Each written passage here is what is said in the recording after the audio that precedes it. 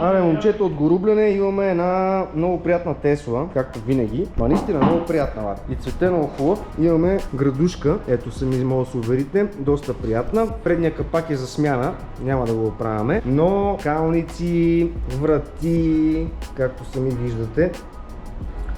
Това всичкото нещо ще се оправи. SpeedGear технологията.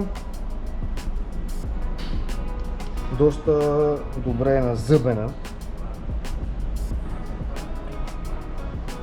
Ето и колонките са набити също.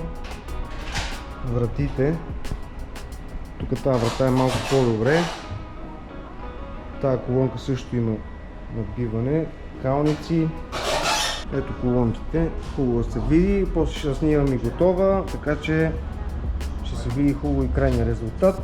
Да видите какво правим ние. Тестичката е готова. Отново сме свършили страхотна работа, както се вижда, но този път тук имаме Push to Paint демек за боя. Изчукана е, както и да звучи, но понякога има щети, които трябва да се намеси и бояджият.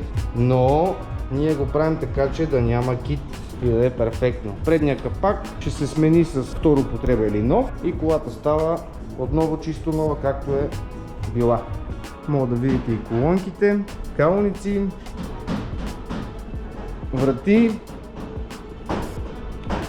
Мога да пишете в коментарите мнение, харесва ли ви, не ви ли харесва.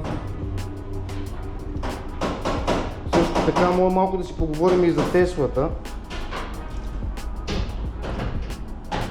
Мога да дадете някакви мнения, става ли, не става ли като кола, хубава ли, не е ли, далавера ли да си купиш. Малко да си поговорим. Общо взето, ето, това е. И така, това беше от нас отново. До скоро!